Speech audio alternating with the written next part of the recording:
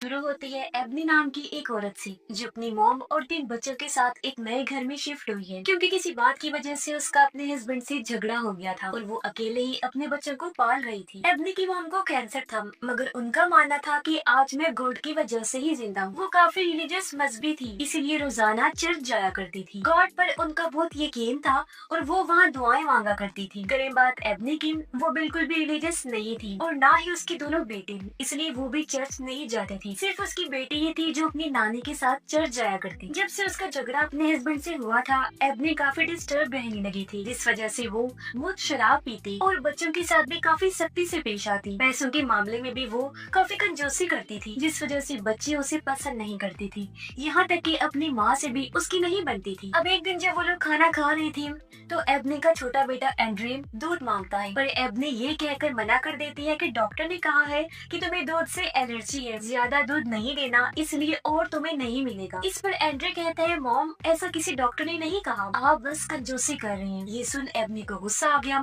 वो उसके मुंह पर थप्पड़ मारती है जिससे एंड्रे के मुंह से खून निकलने लगा। एबनी उसका मुंह साफ करती है और कहती है ओह आई एम सॉरी बेटा, ज्यादा ही जोर से लग गई है। रात को एबनी की बेटी अपने डैड से शिकायत करती है, कहती है कि नए घर में आने के बाद भी मॉम वही सब हरकतें कर रही हैं। वो फिर से शराब पीने लगी हैं और हमारे साथ काफी बुरी तरह पेश आती हैं, यहाँ तक कि मारती भी हैं। वो ये बातें कर ही रही थी कि अचानक उसे स्मेल आने लगती है। उधर एबनी भी जब अपना काम कर रही थी तो उसे एक मक्खी परेशान करने लगती है। एबनी देखती है कि रूम में और भी कई सारी मक्खियाँ आ गई हैं जो बेसमेंट की तरफ से आ रही थी। एबनी जब बेसमेंट का दरवाजा खोलकर देखती है तो वहाँ से बहुत ही गंदी स्मेल आ रही थी। अब मक्खियों को कपड़े से बेसमेंट की तरफ करके एबनी दरवाजा बंद करके वहाँ से चली जाती। रात के 3 बजे एंड्रे की अचानक आँख खुल गई। उसे भूख लगी थी इसलिए वो फ्रिज से दूध निकाल कर पीने लगता है पर अचानक खिड़की पर जोर से आवाज होती है जिससे वो घबरा गया। एंड्रे जब बाहर जाकर देखते हैं तो वहाँ मरा हुआ कौवा पड़ा था जो ही खिड़की से टकराया था। अब अगले दिन जब ये तीनों बहन भाई स्कूल से वापस आ रही थी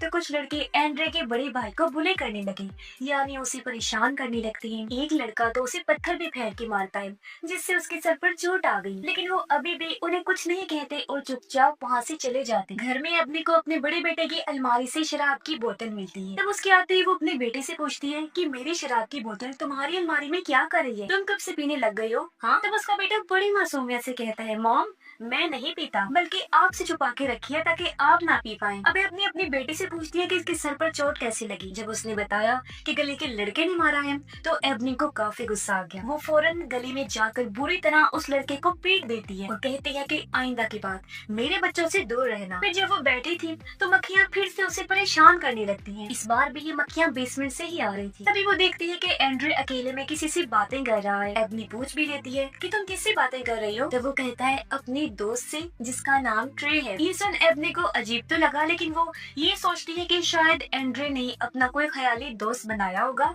इसलिए वो इस बात को टाल देती है। रात में एंड्रे बेसमेंट में चला गया और एबनी को फिर से अजीब आवाज आने लगती है। वो नीचे चेक करने आई तो बेसमेंट का दरवाजा खुला हुआ था जिसे जाते वक्त एंड्रे खुला छोड़कर गया होगा, तो वो दरवाजा बंद करके सोने चली जाती है। अगले दिन जब एबनी की मॉम अपना चेकअप करवाने हॉस्पिटल गयी तो उन्हें पता चलता है कि उनके इलाज के लिए इंश्योरेंस वालों की तरफ से पैसे नहीं आ रहे बल्कि एबनी उन्हें बिना बताए उनके इलाज के लिए पैसे भर रही है। ये जानकर अब उसकी मॉम को समझ आती है कि आखिर क्यों एबनी इतनी कंजूसी करती है। रात को एबनी का बेटा देखता है कि आज वो फिर खूब शराब पी कर आई है जिस वजह से उसे काफी बुरा लगा। एबनी के आते ही उसकी मॉम कहती है मुझे पता चला है कि मेरे इलाज के पैसे तुम भर रही हो, मुझे समझ नहीं आ रही बेटी मैं तुम्हें क्या कहूँ, कैसे शुक्रिया अदा करूँ। इस पर एबनी कहती है आपको कुछ भी कहने की जरूरत नहीं है मॉम, ये मेरा फर्ज है। इतना बोलकर वो सोने के लिए चली जाती है। तभी उसे एक डरावना सपना आया कि कोई आदमी उसके कमरे में घुस आया है। अचानक डर से एबनी की आँख खुल गई। तभी वो देखती है कि दरवाजा खुला हुआ है जो अचानक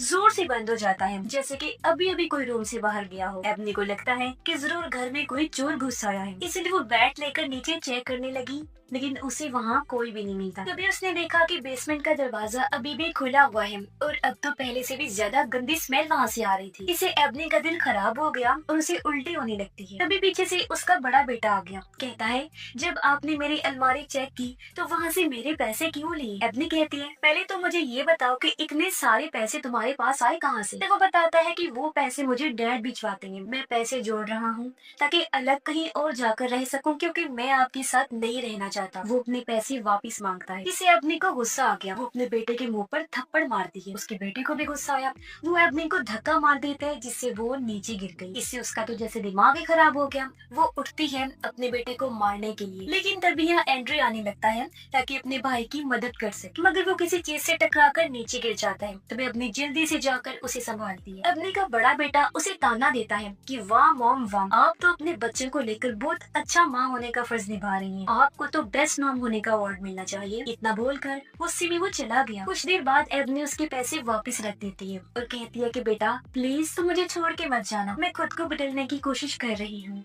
प्यार से रहूंगी तुम लोगों के साथ। अब मक्खियों और बदबू से परेशान होकर अगले दिन एबनी प्रेस कंट्रोल वालों को बुलाती है बेसमेंट को चेक करने, पर वहाँ से मरी हुई बिल्ली मिलती है, लेकिन बिल्ली हटाने के बदले वर्कर बहुत सारे पैसे मांगता है। एबनी के पास इतने पैसे नहीं थे तो वो मना कर देती है, मगर फिर उसका बड़ा बेटा आकर वर्कर को पैसे देता है। अगले दिन यहाँ एक सोशल वर्कर भी आती है जो ये देखने आई थी कि एबनी अपने बच्चों के साथ कैसे रह रही है, ठीक से रह भी रही है या नहीं। असल में एबनी के बेटे ने क्योंकि अपने डैड को शिकायत कर दी थी तो उसके डैड ने केस करवा दिया था कि एबनी बच्चों के कस्टडी के लायक नहीं है, बच्चे उसके साथ नहीं रहने चाहिए। वो शराब पीती है और बच्चों को मारती पीटती है। सोशल वर्कर देखती है कि उसके बेटे की बाजू पर निशान बना हुआ है, एंड्रे को भी चोट लगी हुई है, जिस बारे में वो उनसे पूछती है, लेकिन बच्चे उसे कुछ नहीं बताते और बात को टाल देते हैं। लेकिन सोशल वर्कर समझ गई थी कि बच्चे कुछ छुपा रहे हैं, जरूर एबनी ने इन्हें मारा पीटा था, इसलिए वो एबनी को वार्न करके वहाँ से चली जाती है। बाहर आकर वो देखती है कि एक और औरत इन पर नजर रख रही है, लेकिन ये सोचकर वो टाल देते हैं कि जरूर ये भी सोशल वर्कर के साथ ही आई होगी। अगले दिन एबनी के बेटे की बर्थडे थी। एबनी उसकी बर्थडे पार्टी करती है और उसे वही महंगा फोन तोहफे में देती है जो इतने टाइम से उसकी बेटी मांग रही थी। उसकी बेटी खुश हो गई और अपनी माँ के गले से लग जाती है। पार्टी के दौरान एबनी को धम धम की आवाज आती है जो बेसमेंट से आ रही थी। उसने जब चेक किया तो वहाँ एंड्रे खड़ा था जो दरवाजे पर अपना सर मार रहा था, साथ ही उसका बर्ताव भी काफी अजीब था। एबनी उसे यहाँ पाकर काफी हैरान रह जाती है और कहती है मैं तो तुम्हें ऊपर सुला कर आई थी ना, तो तुम फिर यहाँ क्या कर रही हो। तब एंड्रे जवाब देता है कि मैं अपने दोस्त ट्रे से मिलने आया था जो बेसमेंट में बने एक हॉल में रहता है। एबनी को ये चीज काफी अजीब लगी। एंड्रे को जब उसने चेक किया तो उसे तेज बुखार था, इसलिए एबनी उसे वापस ऊपर उसके कमरे में ले जाकर सुला देती है। पार्टी खत्म होने के बाद एबनी देखती है कि एंड्रे फिर से नीचे खड़ा हुआ है और ये तीसरी बार था जब वो अपने बेड से उठकर आ गया था। और क्योंकि एबनी को भी काफी नींद आ रही थी इसलिए वो एंड्रे को फिर से ऊपर भेजकर सोने के लिए चली जाती है। लेकिन आधी रात को फिर से पूरे घर में धम धम की आवाजें आने लगती हैं। इस बार ये आवाजें सभी को सुनाई दे रही थी। एबनी चिल्लाकर बच्चों को कहती है कि शोर मत करो, चुप करके सो जाओ, लेकिन जब फिर भी आवाजें नहीं रुकती तो एबनी को गुस्सा आ गया। वो बच्चों के पास जाती है चेक करने और हम बच्चों की चीखों की आवाजें सुन पाते। ये आवाजें सुनकर एबनी की मॉम भी वहाँ आ गई जो देखती है कि बच्चे डरे सहमे दीवार के साथ बैठे हुए हैं और उनके सामने अजीब हालत में एबनी बैठी हुई थी। सारे सूरत हाल देखकर एबनी की मॉम को काफी अजीब लगा। वो बच्चों से पूछती है कि यहाँ क्या हो रहा है। तब बच्चे कहते हैं कि मॉम हमें दीवार के साथ पटाखे मार रही थी। इस पर एबनी रोती हुई कहती है कि नहीं मॉम, मैंने कुछ भी नहीं किया ऐसा। अब कल तो हबी हो जाती है क्योंकि तीनों बच्चे स्कूल जाकर अजीबोगरीब हरकतें करने लगते हैं। एंड्रे तो क्लास के दौरान टॉयलेट ही कर देता है। ना सिर्फ ये बल्कि वो उसे खाने भी लगा और जब टीचर ने उसे ऐसा करने से मना किया तो वही चीज वो टीचर की तरफ भी फेंक के मारता है। उसकी बहन भी अपने टीचर को जाकर कहती है कि मेरे जिस्म से खून आ रहा है, यानी उसे फीमेल्स वाला मसला हो गया था। एबनी का बड़ा बेटा जब क्लास में था तो एक लेक्चर के दौरान वो जोर जोर से हंसने लगता है। टीचर भी उसे रोकने आई लेकिन उसकी हंसी तो रुकने का नाम ही नहीं ले रही। ऐसी हालत में वो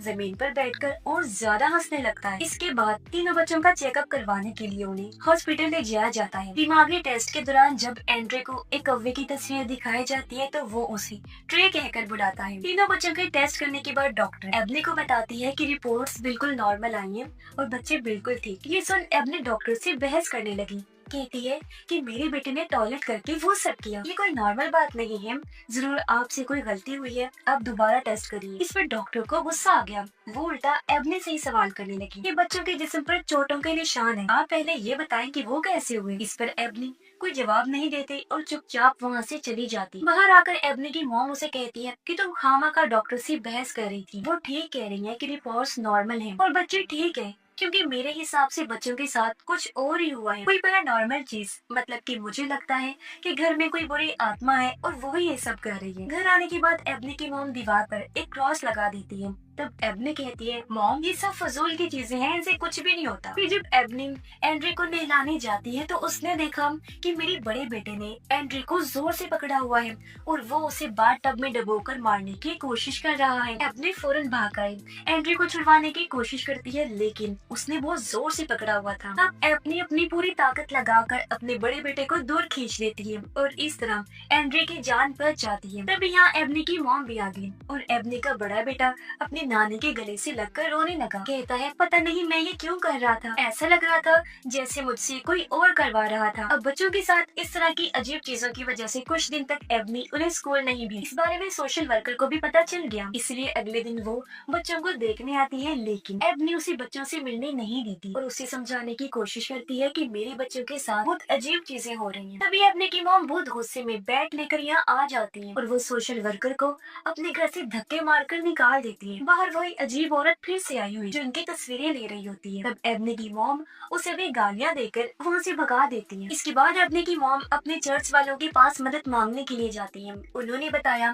कि हमारे घर में कोई बुरी आत्मा है, तो आप हमारी मदद कीजिए। पर चर्च वालों ने मना कर दिया कि हम आपकी कोई मदद नहीं कर सकते इस मामले में, आप किसी और से जाकर मदद मांगे। उधर एबनी से मिलने वही अनजान औरत आती है जिसे सोशल वर्कर की ही साथी समझ रही, लेकिन वो कोई और ही थी। वो एबनी को बताती है कि मैं जानती हूँ तुम परेशान हो, तुम्हारे साथ अजीब चीजें हो रही हैं क्योंकि तुम्हारा घर भूतिया है, तुम मुसीबत में हो और मुझे तुम्हारी मदद करने के लिए गॉड ने भेजा है क्योंकि मैं एक प्रीस्ट। फिर वो एबनी को इस घर की तारीख के बारे में बताती है और उसे एक फैमिली की तस्वीर दिखाकर कहती है, ये 20 साल पहले इस घर में एक फैमिली रहा करती थी और उनके छोटे बेटे के साथ भी वही सब हुआ था जो अब आपके बेटे एंड्रू के साथ हो रहा है। उन्होंने हर तरह से अपने बेटे का इलाज करवाया था, लेकिन उसे जरा सा भी फर्क नहीं पड़ा था। तब जाकर उन लोगों ने मुझसे बात की मदद मांगी। ये सुनकर एबनी कहती है, फिर आपने उस बच्चे का एग्जॉर्सिज्म किया होगा, यानी उस आत्मा को बच्चे के अंदर बुलाकर उसे भगाना। तब प्रीस्ट कहती है कि नहीं, मैं कोई एग्जॉर्सिस्ट नहीं हूँ जो एग्जॉर्सिज्म करती, बल्कि मैं तो एक प्रीस्ट हूँ और मैंने तब उस पर डिलीवरेंस किया था जो एग्जॉर्सिज्म से अलग होता है। इसमें उस बुरी आत्मा को भगाने के लिए हमें किसी के अंदर बुलाना नहीं पड़ता, बल्कि सिर्फ किसी होली चीज जैसे कि होली वाटर, इसी तरह की कोई और पाक साफ चीज से उस बुरी आत्मा को छूकर भगाया जाता है। यानी जिस पर हमें शक हो कि इसके अंदर आत्मा है, जैसे कि इस टाइम तुम्हारे बेटे एंड्रू के अंदर लग रहा है। आगे प्रीस्ट बताती है, मगर उस टाइम मैं डिलीवरेंस करने में कामयाब नहीं रही थी, वो फेल हो गया था, जिस वजह से मैं उनके बच्चे को नहीं बचा पाई, वो मर गया। लेकिन बच्चे की मौत के बाद भी सब वैसा ही रहा। कुछ टाइम बाद उस बच्चे की मॉम को पता नहीं क्या हुआ, आधी रात को उसने अपने सोए हुए हस्बैंड को मार डाला, कुल्हाड़ी से उसका सर काट कर। फिर उसने अपनी बेटी को भी मार दिया और आखिर में अपनी भी जान ली। अब एबनी उस फैमिली के बच्चे का नाम पूछती है जिसकी सबसे पहले मौत हुई थी। तो प्रीस्ट बताती है कि उसका नाम ट्रे था। ये सुन एबनी चौंक जाती है। वो प्रीस्ट को बताती है कि एंड्रे ने अपना एक ख्याली दोस्त बनाया हुआ है जिसका नाम भी उसने मुझे ट्रे ही बताया था। प्रीस्ट कहती है वो कोई दोस्त नहीं है, दुश्मन है, क्योंकि वो एक शैतान है जो बच्चों के सामने बच्चों के ही रूप में आता है ताकि वो उन्हें धोखा दे सके, और वो ऐसे करते करते तुम्हारे बेटे को ले जाएगा। अब ये सुनकर एबनी को गुस्सा आ गया, क्योंकि वो गॉड पर तो यकीन रखती नहीं, शैतान पर क्या रखती है। इसलिए वो प्रीस्ट को कहती है ये क्या बकवास लगा रखी है, और उसे और भी खरी खोटी सुनाकर वहाँ से जाने लगती है। पर जाते जाते प्रीस्ट जबरदस्ती उसे अपना एड्रेस देते हुए कहती है कि रख लो, तुम्हें इसकी जरूरत लाजमी पड़ेगी, तुम आओगे मेरे पास देखना। उधर घर में एबनी की मॉम को एक शैतानी आवाज सुनाई देती है जो उनका नाम पुकार रही थी। वो काफी घबरा गई और जल्दी से होली किताब लेने जाती है, मगर वापिस आने पर घर के सारे डीमंस उन पर हमला करके उन्हें जान से मार डालती है। एबनी जब घर आई तो देखती है कि दीवार पर लगा हुआ क्रॉस जल रहा था, जिससे पूरा धुआं घर में फैल रहा था। और जब वो आग बुझाने जाती है तो अपनी मॉम की लाश को पड़ा हुआ देखती है, जिससे वो बहुत ज्यादा घबरा गई, रोने लगती है। तभी सीढ़ियों से एंड्रू उतर कर आया और ऊपर से दोनों बच्चों के चिल्लाने की आवाज आई, इसलिए फौरन एबनी बच्चों को लेकर वहाँ से जाने लगती है। तभी रास्ते में एंड्रू का बर्ताव काफी बदल गया। वो एबनी को कहता है कि तुम्हारी माँ की मौत की जिम्मेदार तुम खुद ही हो, और एकदम से उसकी आंखें पूरी तरह काली पड़ जाती हैं। ये देख एबनी काफी डर गई और गाड़ी पर से उसका ध्यान हट गया। सामने से आ रहे ट्रक को वो देख नहीं पाती, पर इससे पहले ट्रक उससे टकराता है। ठीक टाइम पर वो गाड़ी को संभाल लेती। फिर एक जगह गाड़ी रोककर वो पास की होटल में जाती है मदद मांगने। वो उनसे रो रो कर कहती है कि कोई मेरे बच्चों को मारना चाहता है। जब वो लोग देखने गए तो सब कुछ बिल्कुल नॉर्मल था और बच्चे भी बिल्कुल ठीक बैठे हुए थे। ये देख कर उन लोगों को एबनी पर काफी गुस्सा आया और वो उसे पागल कहने लगते हैं। इसके बाद एबनी के दिमाग का टेस्ट किया जाता है। डॉक्टर उससे पूछती है क्या तुम अभी भी शराब पीती हो, लेकिन वो झूठ बोल देती है कि नहीं, मगर डॉक्टर ने उसका झूठ पकड़ लिया था क्योंकि उसका ड्रिंक वाला टेस्ट पॉजिटिव आ गया था। इसलिए बच्चों की कस्टडी एबनी से छीनकर एक चर्च को दे दी जाती है। बच्चों को उसके सामने ही ले जाया जाता है और वो कुछ नहीं कर पाती, बस देखती ही रही। इन सब की वजह से उसकी आंखों में आंसू थे और अब थक हार कर वो प्रीस्ट के पास जाती है उससे मदद मांगने के लिए। हॉस्पिटल में सोशल वर्कर एंड्रे को देखने आती है जिसकी हालत बिगड़ती जा रही थी। नर्स उसे बताती है कि एंड्रे काफी अजीब बर्ताव कर रहा है, पता नहीं कैसी आवाजें निकाल रहा था। कुछ देर पहले तो वो किसी और ही जुबान में बात कर रहा था। उधर प्रीस्ट एबनी को बताती है कि तुम्हारे घर में बहुत सारे डेमंस हैं और उन्हीं में से किसी एक ने तुम्हारे बेटे एंड्रे को पोजेस्ट कर लिया है, यानी कि अपने कंट्रोल में, और उसी के जरिए वो तुम्हारे बाकी दोनों बच्चों को भी कंट्रोल कर पा रहा है। वो तुम्हारे जैसे कमजोर लोगों को अपना शिकार बनाता है, लेकिन अब मैं तुम्हें ताकतवर बनाऊंगी और तुम्हें गॉड पर यकीन करना सिखाऊंगी। प्रीस्ट उसे यहाँ हिम्मत देती है और प्रे करना, दुआएं मांगना सिखाती है। हॉस्पिटल में सोशल वर्कर एंड्रे से बात करने जाती है, तब वो शैतानी आवाज में कहता है कि मैं एंड्रे नहीं हूँ। वो पूछती है तो फिर तुम कौन हो? तब एंड्रे के अंदर का डीमन कहता है पहले मेरी बेल्ट खोलो, मैं फिर तुम्हें बताऊंगा कि मैं कौन हूँ। इस पर सोशल वर्कर कहती है मैं तो ऐसा कुछ नहीं करने वाली हूँ। तब वो डीमन अपना फुल जोर लगाकर खुद ही अपनी बेल्ट को तोड़ देता है। वो बेड पर से सीधा जमीन पर कूदता है, फिर उल्टे हाथ पांव दीवार पर चढ़ने लगता है। देख वो काफी डर जाती है और जल्दी से आकर डॉक्टर को इस सब के बारे में बताती है, लेकिन डॉक्टर उसकी बातों का यकीन ही नहीं करता। अब एबनी नर्स के हुलिये में हॉस्पिटल आई और चिल्लाके से एंड्रे को हॉस्पिटल से बाहर निकाल आती है, जहाँ बाहर गाड़ी में प्रीस्ट उसका इंतजार कर रही थी क्योंकि वो डिलीवरेंस करने वाली थी। और ये दोनों फिर एंड्रे को लेकर उसी भूतिया घर में आ जाते हैं। प्रीस्ट एबनी को बताती है कि डिलीवरेंस के दौरान डीमन हमें फंसाने के लिए हमारे साथ चाल चलने की कोशिश करेगा। वो तुम्हारे किसी फैमिली मेंबर का भी रूप ले सकता है, तो परेशान मत होना और जरा संभल कर रहना। इसके बाद प्रीस्ट डिलीवरेंस करते हुए एंड्रे के ऊपर होली वाटर डालती है, जिससे डीमन तड़पने लगता है और अचानक वो